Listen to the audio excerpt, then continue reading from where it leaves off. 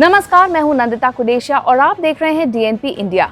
पिछले हफ्ते असदुद्दीन ओवैसी पश्चिमी यूपी की सियासी थाह लेने के लिए दिल्ली से सड़क के रास्ते गाजियाबाद, हापुड़, अमरोहा, संभल होते हुए मुरादाबाद पहुंचे।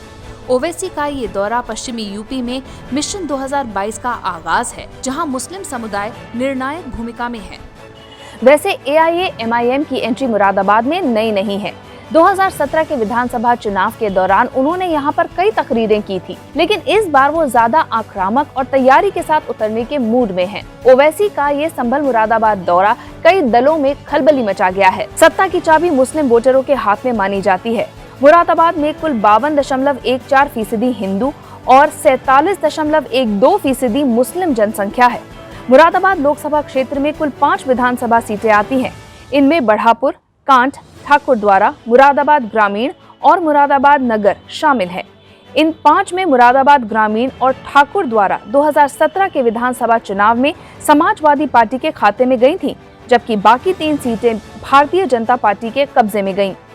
अमरोहा में 40.78% मुसलमान हैं, तो हापुड़ में 32.39%।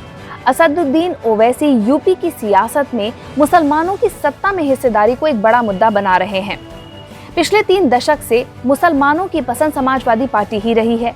अब इसी समीकरण को तोड़कर अपने लिए राजनीतिक जमीन तलाशने की कोशिश में है असदुद्दीन ओवैसी, और इसीलिए वो योगी आदित्यनाथ और अखिलेश यादव दोनों पर एक साथ वार कर रहे हैं। ओवैसी का मुरादाबाद दौरा भी इसी तरह से बनाया गया था कि वो एक साथ कई जिलों के सियासी समीकरण को साध सके।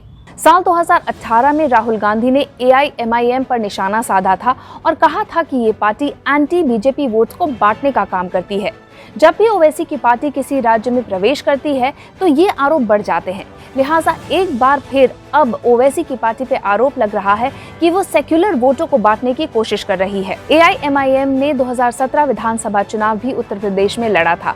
403 में से 38 सीटों पर उन्होंने अपने उम्मीदवार उतारे थे, लेकिन सभी जगह पार्टी के हाथ खाली ही रहे। उत्तर प्रदेश के 19% मुस्लिम आबादी के रहनुमा बनने की ख्वाहिश रखने वाले ओवैसी ने अब ऐलान किया है कि इस बार वो 100 सीटों पर चुनाव लड़ेंगे, और ये भी कहा कि किसी भी सूरत में वो योगी आदित्यनाथ को मुख्यमंत्री नहीं बनने देंगे।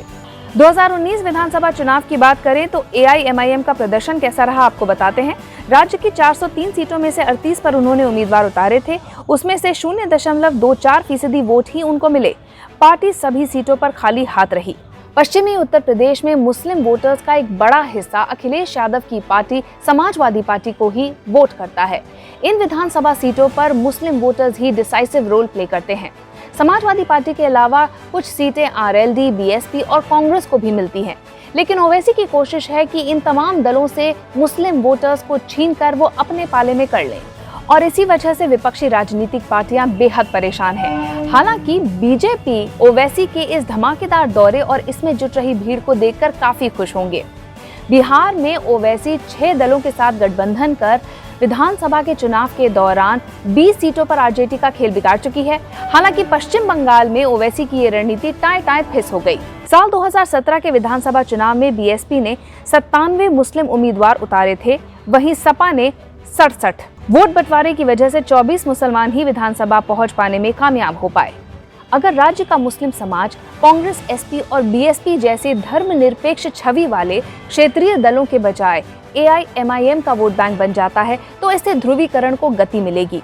2 धर्मों का समाज 2 सियासी दलों में बंट सकता है।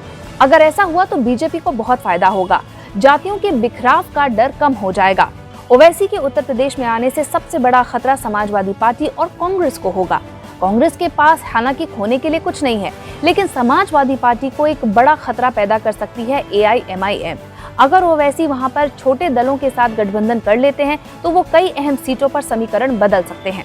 हमारी ये रिपोर्ट आपको कैसी लगी, कमेंट सेक्शन में अपनी राय जरूर लिखिएगा, और अगर अब तक आपने हमारा चैनल सब्सक्राइब नहीं किया है तो जल्द ही इसे लाइक, सब्सक्राइब और शेयर कीजिए। नमस्कार।